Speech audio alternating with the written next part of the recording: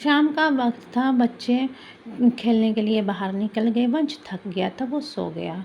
फिर खुशी तो गई नहीं सी, आज ट्यूशन यश और सिबत भी आ गए थे, उनके साथ खेलने लग गई। मैंने मम्मी को कहा तोरी काट दो, मेरी हेल्प हो जाएगी, कपड़े प्रेस कर लूँगी। वंश दूध निकालने के लिए आ गया, कपड़े चेंज करके एक गाय का दूध निकाला, अब दूसरी का निकाला। फिर इधर भूपे भैया भी दूध निकाल रहे थे।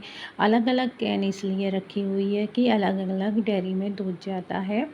तो यहाँ पतिदेव भी आ चुके थे, मैंने कुछ सामान मंगवाया था, वो सामान लेके आए थे। तो यहाँ शाम का वक़्त बहुत अंधेरा जल्दी हो जाता है अब, तो फिर मैंने सब्ज़ी के लिए तड़का काटना शुरू कर दिया। फिर उसके बाद मैंने तड़का लगाया और खुशी के चक्कर कट लग रहे थे, मम्मी क्या बना रहे हो, कुछ खाने को है? मैंने कहा खांसी लगी है, कुछ नहीं खाना, मैगी बना दो। मैंने ऐसी चीज़ें अब 3-4 दिन बंद रहेंगी हफ्ते तक, तो फिर बाद में दूँगी। तो यहाँ तोरी को देख के मुँह बना रही थी। लौकी, तोरी ऐसी चीज़ें, हलवा वग़ैरह ऐसी सब्ज़ियाँ कुछ नहीं खाती। तो फिर उसके बाद थोड़ा-सा पानी डाला, तोरी डाली, हिला दिया और ढक दिया मैंने जितनी देर में ये बननी थी। इधर मैंने आटा गूँथ कर रोटी पकानी शुरू कर दी।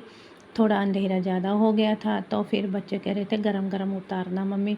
तो मैंने कहा ठीक है, 5-6 रोटियाँ बनने दें, फिर मैं गरम-गरम उतार के उनको कहा मैं थाली में डाल देती हूँ। वंश तू दादी को दे आ और खुशी को दे आ। वंश कह रहा था खुशी को तो मैं बिल्कुल नहीं दे के आऊँगा मम्मी। तो मैंने कहा ठीक है, तू खुशी को मत दे, दादी को देकर अपने आप डाल लेना। तो यहाँ वंश काफ़ी हेल्प कर देता है शाम के वक़्त भी।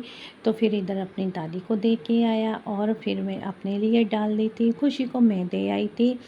तो फिर उसके बाद पतिदेव नहा के आ गए थे, उनकी थाली में भी डाल दी थी, रोटियाँ भी साथ-साथ बन रही थी, फूल-फूल के उतर रही थी। सबको खाना देने के बाद फिर मैंने अपने लिए खाना डाला, बाहर पंखा और चारपाई पड़ी थी, मैं बाहर ही बैठ गई थी। उसके बाद फिर मैंने खाना खाया। मेरी वीडियो अच्छी लगी तो लाइक करना, सब्सक्राइब करना। Bye friends.